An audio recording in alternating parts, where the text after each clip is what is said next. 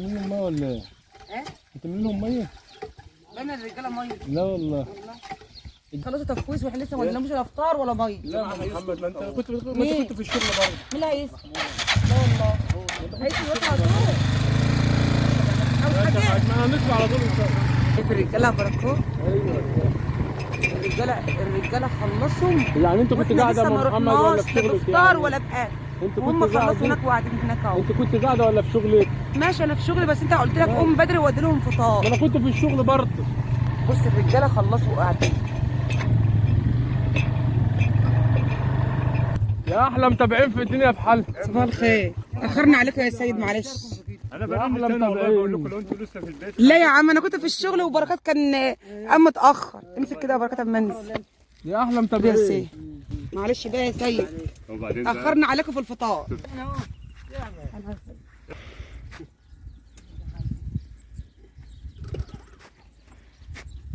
انا عايز اعرف بقى يا سيد، نعم. حرتين ولا تفويسه كده؟ لا كده احسن من الحر. هو الستاره ما تعدلي على كده وخلاص. ما هو اللي زرع لنا زرع لنفسه وزرع لكل. صلوا على رسول الله يا احلى ناس في الدنيا بحالها. اولا صباح الفل على عينيكم وصباح الهنا والسعاده، ويحسن ايامكم ويجعل شهر رمضان يا رب شهر مبارك عليكم.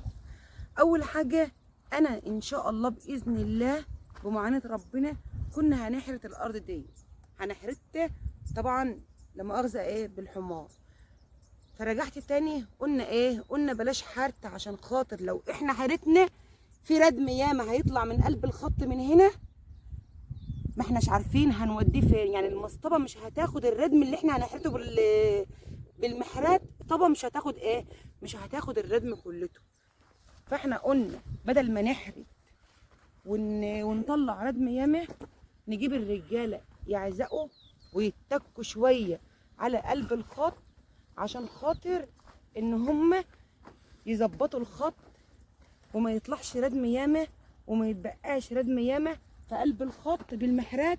فاحنا قلنا ايه، نجيب الرجاله ونعزق ونظبط الدنيا احسن بالرجاله. طبعا زي ما سمعتوا من السيد ابن عمي ابن عمي ابن عمي. طبعا يا جماعه بوجه كلامي طبعا للباشمهندس صبحي.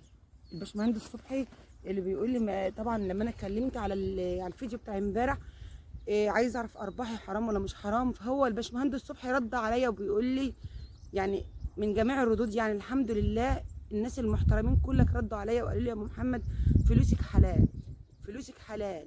وبرضك انا هسال مش هسكت، برضك هسال عشان لو لقيت فيها داخل فيها اي حرمانيه برضك هقفل القناه. اول حاجه انا شلت جميع الاعلانات الوحشه اللي عندي على القناه. يعني مثلا لما عشان اعرف برضك واتاكد ان الربح بتاعي سليم وحلال 100%، جميع الاعلانات الوحشه اللي عندي انا شلتها وعملت لها حذر من عندي خالص. يعني الحمد لله اللي بيخش عندي ما بيلاقيش اي اعلان وحش. تاني حاجه الباشمهندس صبحي بيقول لي انت برضك ما يصحش انك انت تضحكي مع الرجاله وتهزري مع الرجاله ومش عارفه ايه الكلام ده. هزار يا باشمهندس اللي انا بهزره مع الرجاله وبضحكوا مع الرجاله. انا بتكلم مع الناس من طبيعه شغلي ان انا لازم اخد ودي مع الناس اللي معايا في الشغل ان كانت رجاله ولا ان كانت حريم. ثم تاني حاجه يا باشمهندس ان الناس اللي معايا زي ما قال لك الاستاذ ابراهيم من فلسطين، هو رد عليك قال لك ان دولت مش ناس غريب، الناس ديت اهلها وناسها وجيرانها وقرايبها. طبعا هم قرايب كلك، ما فيناش حد غريب خالص الحمد لله. كل الناس اللي معايا في الشغل جيراننا في الغيط وفي البيت واهلنا، ومنهم طبعا الناس اللي قاعده اللي انتوا شايفينها هناك ديت.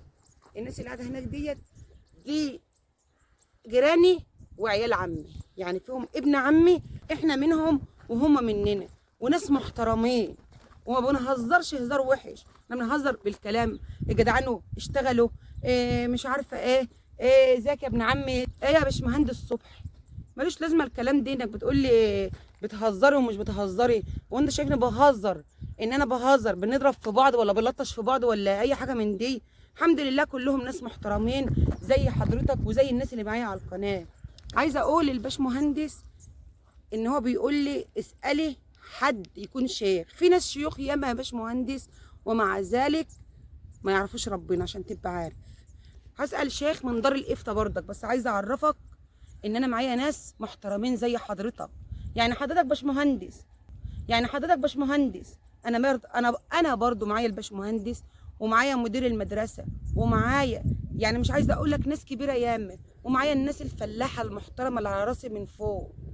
يعني الناس اللي انت بتقولي ما تاخديش برأي المشاهدين، ما اخدش برأي المشاهدين ليه؟ المشاهدين دول تجميلهم على راسي من فوق، احلى ناس، وفيهم الناس الكبر كلها، وفيهم الناس المحترمه كلها، وكلك محترمين، وكلك اللهم صل على النبي رتب في المقام، وكلك متعلمين وعارفين يعني ايه الحلال ويعرفين يعني ايه الحرام.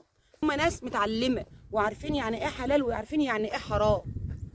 وطبعا يا جماعه زي ما قلت لكم ان انا برضه هسأل شيخ، وهسأل برضك في دار الإفتاء، عشان خاطر برضه لو لقيت ان الفلوس ديت حرام برضك هقفل القناه. بس اوعدكم ان انا طبعا قبل ما اقفل القناه لازم اعمل فيديو اسلم عليكم فيه كلكم واودعكم فيه ان شاء الله، باذن الله يكون خير، لان انا واثقه ان انا ما بعملش حاجه غلط، وواثقه ان انا الحمد لله شغلي كله ولبسي كله قدامكم محتشم ومحترم وما فيهوش اي حاجه.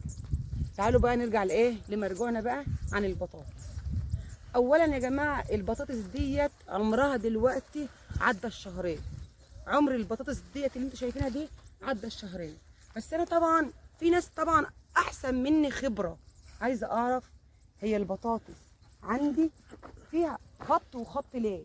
يعني في خط عالي وفي خط ضعيف. يعني مثلا عندي هنا الخط دوت ضعيف عن الخط اللي فرح منه. عايزه اعرف ليه. لو في حد عنده افاده ليا في الموضوع ده يا ريتكم تقولوا لي.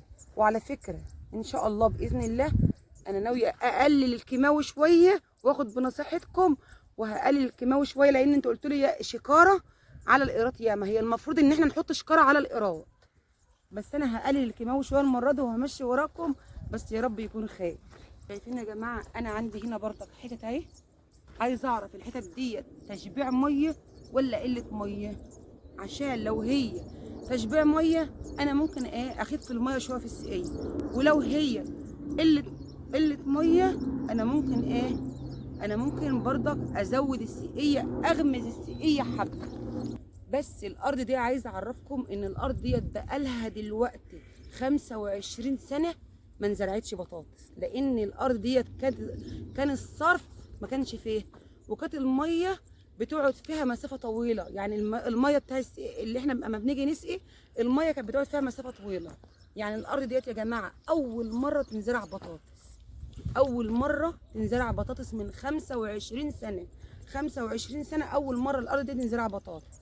عايزه اعرف منكم ويا ريتكم تفيدوني في البطاطس ديت تشبيع ميه ولا قله ميه. مستنيه منكم الرد. انت تبقى لي ابن عمي يا جماعه، سمحتوا بنت عمي. انا المهم ان انت ابن عمي وانا بنت عمي. أيوة. صح ولا لا؟ مظبوط. والناس دول ما تبقى مش اهلنا وجيراننا وطبعا وعشره طويله ولا لا؟ ايوه مظبوط. سمحتوا يا جماعه عشان تعرفوا بس ان احنا كلنا مننا فينا اهالي، كلنا اهالي مع بعضنا، ومفيش حد غريب في وسطنا. صح ولا لا يا سيد؟ مظبوط. يلا حط لنا لايك بقى واشتركوا في القناه. تعالوا اشربوا الشاي.